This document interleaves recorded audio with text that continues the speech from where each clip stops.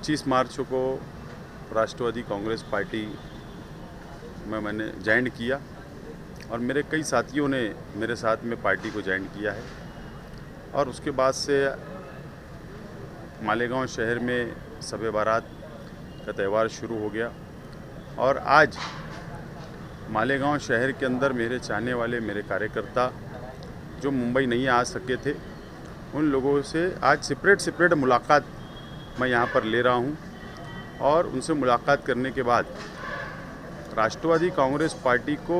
मालेगांव शहर में ground level पर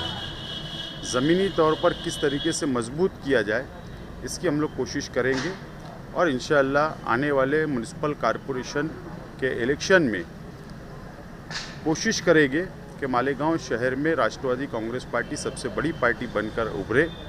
और मालेगांव शहर का विकास, डेवलप, तामीर व तरक्की, नौजवानों के मसाइल, महिलाओं के मसाइल, एजुकेशन के मसाइल, मज़दूरों के मसाइल,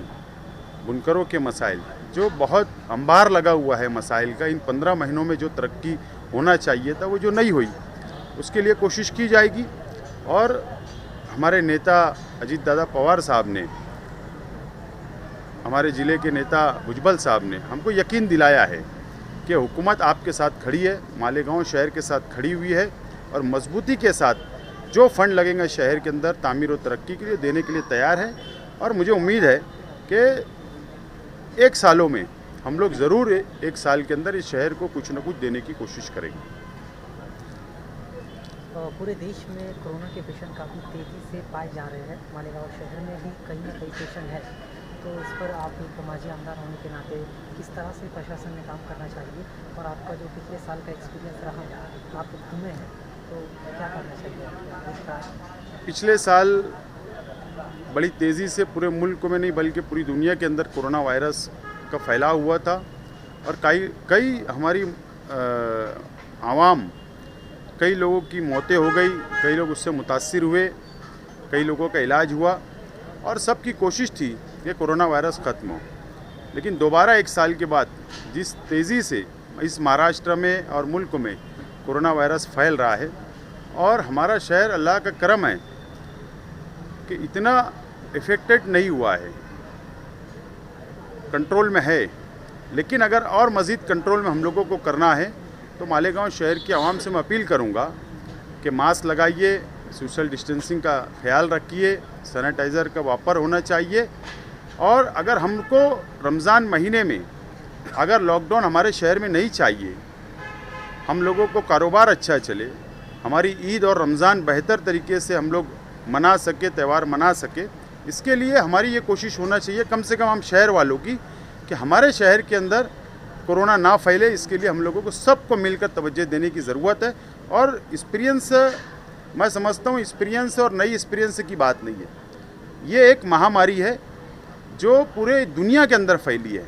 और ऐसे हालात में हम लोग शहर की आवाम का साथ दे, मैं समझता हूँ हमारी अपनी जिम्मेदारी है। पिछले साल भी हमने जिम्मेदारी को बाखूबी निभाया और इंशाअल्लाह जो भी हालात हमारे शहर के सामने आएंगे उसको निभाने की कोशिश करेंगे।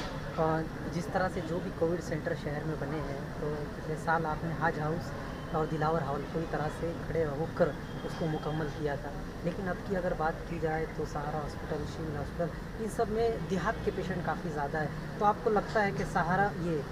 दिलावर हॉल और हज कमेटी का जो कोविड सेंटर है वो मालेगांव सिटी के लिए रिजर्व रखना चाहिए, खुदा न खास्ता अगर पेशेंट बढ़ते हैं आगे तो? सबसे पहले तो मैं इस चीज़ को नहीं मानता हूँ।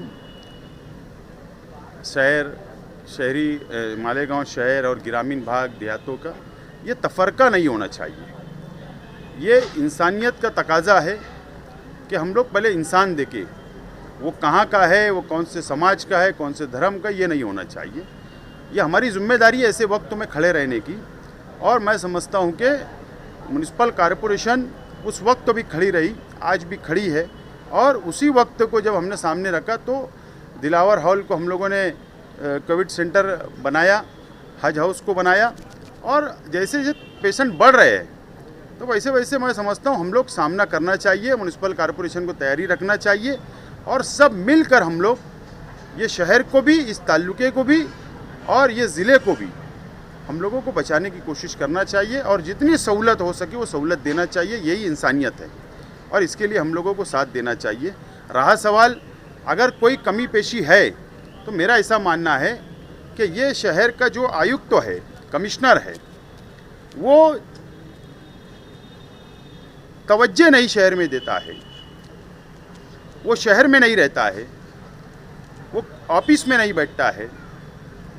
वो फील्ड के ऊपर नहीं रहता है और जब कोई आफत उसके ऊपर आ जाती है सियासी तौर पर या ऊपर से कोई डांट पड़ती है तो वो शख्स आकर बैठता है और एक आप लोगों जैसे लोग मीडिया वाले जो है उनको साथ में ले जाकर सर्वे वगैरह करा लेता है कि देखो मेरा दौरा हो गया, मैंने काम किया। असल में ये शख्स भी नाकाम है और उसको साथ देने वाले लोग भी नाकाम है और इन लोगों की वजह से ये शहर का नुकसान हो रहा है और मैं समझता हूँ अगर सिस्टम में कमी है या सहूलत नहीं मिल पा रही है तो इसका जिम्मेदार म्युनिसिपल कमिश्नर है।